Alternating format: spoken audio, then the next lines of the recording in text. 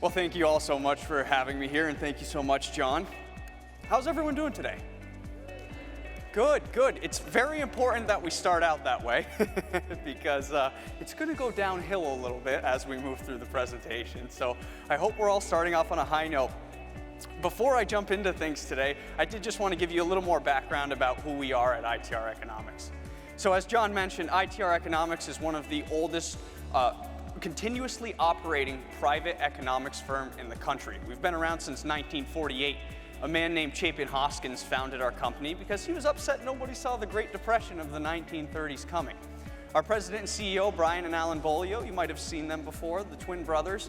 They're the principals of the company, and they've been at the helm for over 30 years. So we've been in the game for quite some time.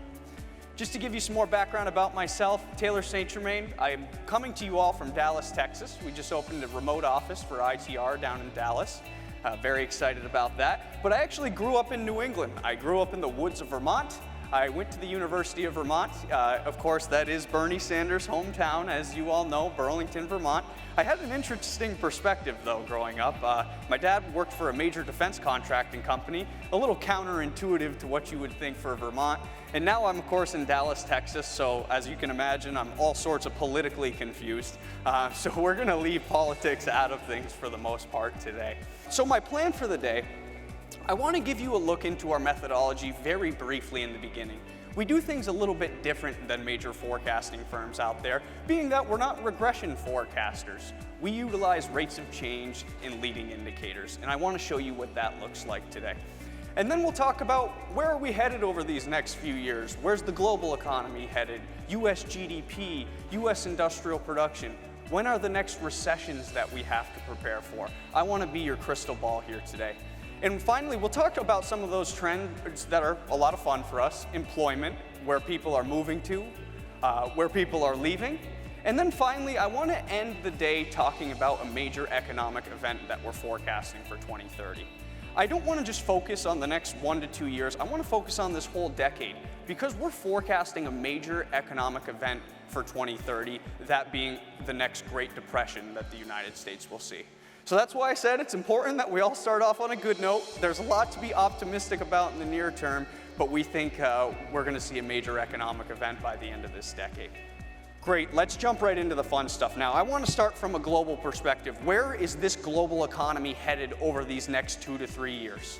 Then we'll talk about the US, and we'll talk about the specific markets in the US that mean the most to all of you. But first, I wanted to set the stage from a global perspective.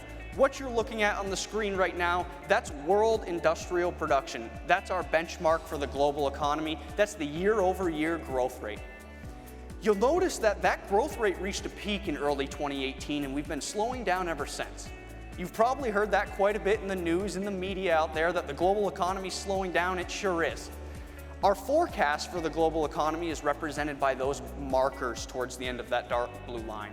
That represents the forecast over the next few years.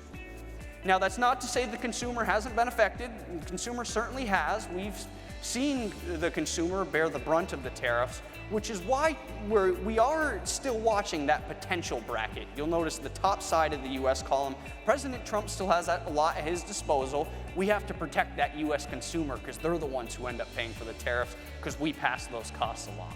So we want to protect that consumer, but we believe tariffs are headed in the right direction. They're not impacting our forecast, as you saw from that accuracy slide. We have not changed our forecast due to what's happened with tariffs. We continue to move throughout the cycle. Now, I know we all have PTSD from 2008, 2009, so when I say recession, that's immediately where our mind goes.